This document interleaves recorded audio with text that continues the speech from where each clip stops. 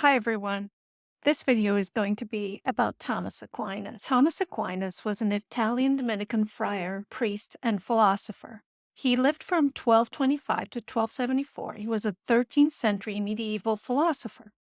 Among other things, he's known for advocating for natural law theory. Natural law theory is the idea that somehow human nature is equipped with certain principles that allow us to understand good and bad, right and wrong.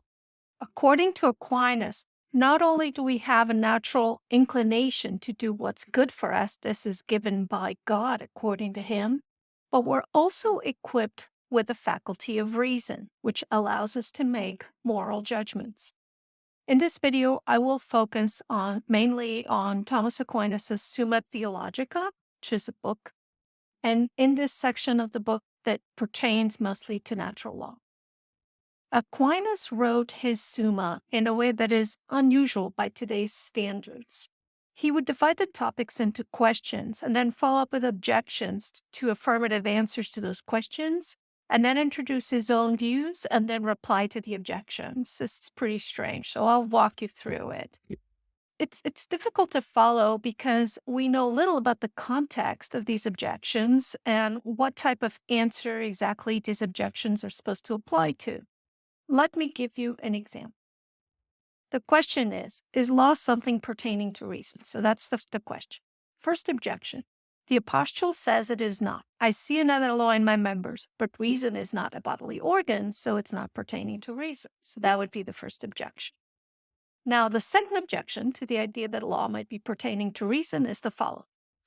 Reason is power, habit, and act.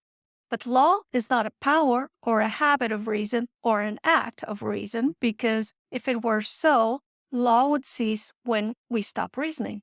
When we are asleep, for instance, when we're asleep, we're not reasoning, so then law would cease. Yes, this is a real objection. So when we fall asleep, we're not reasoning. So if law was pertaining to reason, like an act of the mind, then when we fall asleep, we wouldn't be able to follow reason. Objection 3. So here's the third objection. The law makes people act rightly, but it is the will that moves people to act, and therefore the law pertains to the will. And what a sovereign wants and has the force to enforce is the law. So the law is an act of will. These are the three objections. You can see that these objections are kind of telegraphic, and that we as 21st century readers may be somewhat at a loss regarding what exactly it is that he's referring to. Who's he talking to? I am not a medieval scholar, so I am not an expert in this, but my guess is that he's replying to real objections that were made by other people. Once these objections are proposed in the Summa Theologica, Aquinas put forward his answers to these objections.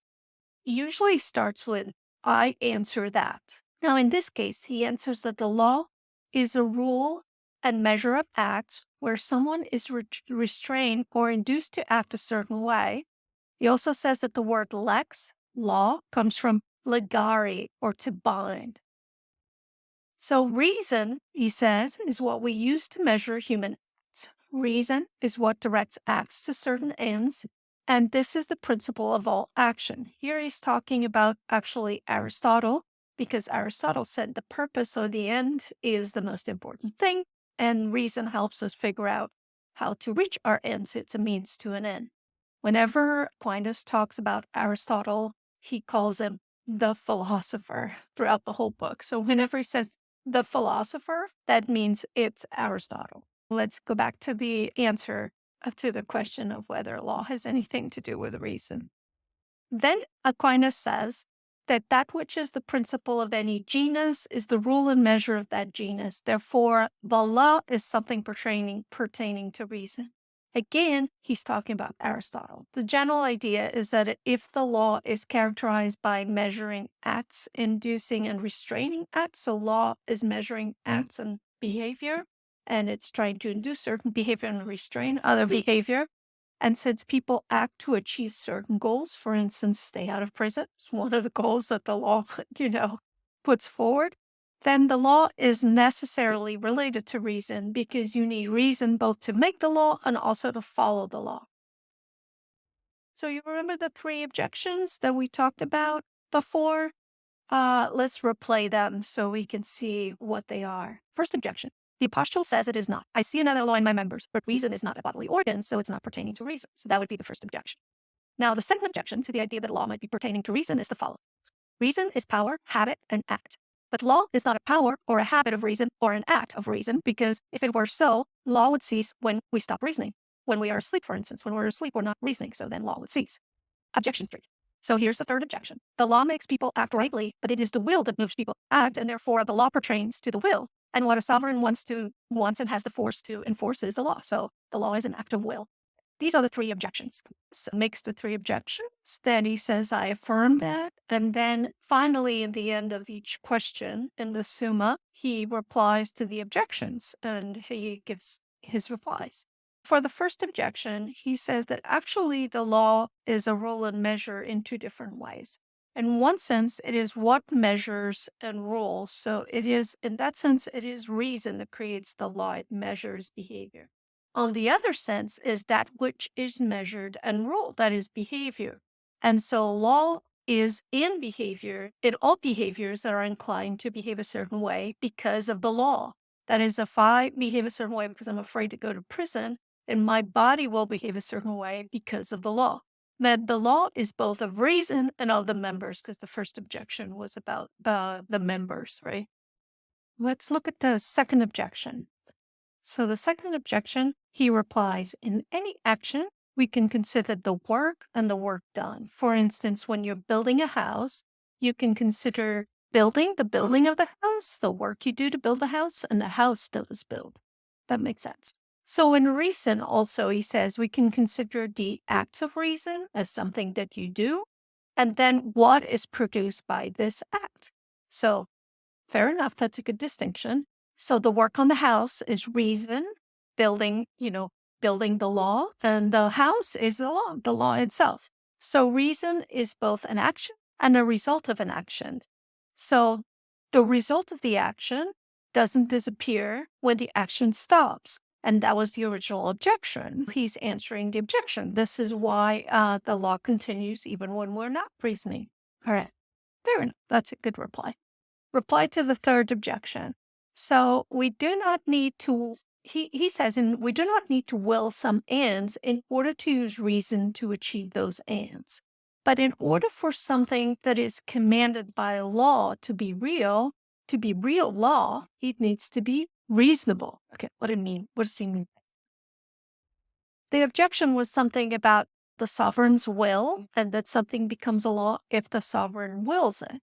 He's replying that actually the will is not itself sufficient of the sovereign. The law has to be reasonable. Otherwise, the sovereign will lawlessness, or just like give some crazy orders. That's an irrational law. So that wouldn't be the law.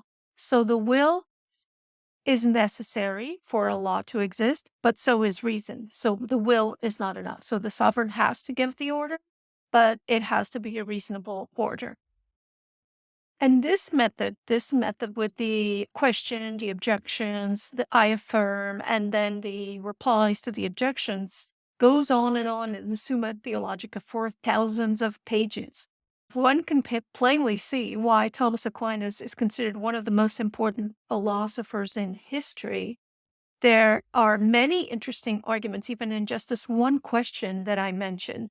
It is pretty much mind-blowing to go through it, even though it is a work of interpretation, and sometimes it's a little bit hard to follow. But, his argumentation powers are not to be doubted. I'm not going to go through every question of natural law in this way. Otherwise, I'd be here for years. And honestly, I don't really want to do that. I don't think you want to listen to that either. But I will sum up some of the conclusions about natural law that Aquinas proposes throughout the entire Summa Theologica. All right, so what are these? The first conclusion, as we have seen, is that reason is essential for the law. That's the first conclusion. Reason is both the way we build the law, and the law itself is a result of reason. So reason is important for the law. However, beyond this, Aquinas is going to make a distinction between different levels of the law. is actually going to have 4 different levels of the law. So on the top level, he's going to put eternal law. Eternal law is the law of God, the ruler of the universe. So it's the higher type of law you can imagine. Personally, because I'm not a religious person, I think of the idea of the eternal law as, for instance, the laws of physics. So this is just how things are. In his case, he was talking about God, so this was just how things were created. But I think we can talk about the eternal law. This is just my personal interpretation as the basic laws of the universe, kind of thing. In his case, yeah, the eternal law is created by God. Okay. Under the eternal law is natural law. So, natural law is a natural knowledge of what is good and bad for us. We use reason to achieve our goals, but what is good and bad for us, Aquinas says, is imprinted in us by God. So, obviously, natural law, traditional natural law theory is very related to religion. But modern natural law theory is not always related to religion. And I also like to look at this and think of a secular interpretation of this natural law. So natural law is anything that helps us survive and prosper, Aquinas says. So he says the natural law, in his case, he thinks that's the imprint of divine light on us. But we could say, whatever we've learned from natural selection in order to survive, that would be, a sort of a secular view of natural law. After natural law, he has divine law. So divine law, he says, is eternal law plus natural law. So the divine law is a mix of these two. So if it's a mix of these two, why do we need divine law? So divine law would be something that the church would tell us what it is, right? So he says we need divine law because for 4 reasons. He has four reasons. So first reason is humans are dumb and they don't know how to achieve the ends that natural law imprints, and so they need guidance. So religion will give them guidance in order to do that. The second reason is humans are never sure if their views are correct or not. They're always uncertain, so they need guidance in order to have certainty. The third reason that you need the divine law is that humans are not mind readers. So we cannot read other people's minds and other people's motives when we're trying to judge an action, whether an action's good or bad. And God would know everything that you think. So even though there are certain things that human law, which we haven't talked about yet, can't legislate upon because, we can't legislate thought, for instance, the religion can legislate that. So that's one part that religion has that human law does not have. So we need divine law to do these things. And fourth reason, which I think is the most interesting one, is that we should not try to legislate everything because that can backfire, he says. For instance, let's see, this is not his example, but my example. If we forbid drinking, it can lead to a lot of illegal drinking, as in the prohibition in the United States. And so it is better, Aquinas says, to not forbid so many things by law, but let religion address certain kinds of sins rather than the law. Because being too strict, people are still going to behave that way, and it might backfire and have worse results. I find very interesting. So this is another reason why he thinks we need divine law. All right, now let's get to human law. In human law, we use reason to figure out what the natural law is and which parts of it should be legislated upon to encourage and guide human behavior. So human law is kind of an interpretation of natural law using reason, and then you decide which parts you want to actually legislate. So what is natural law then? We didn't really talk much about natural law, what the content of it is. We know that reason's supposed to figure it out. And Aquinas actually proposes in the Summa Theologica 3 general principles of natural law. I only see 3 in the in the text.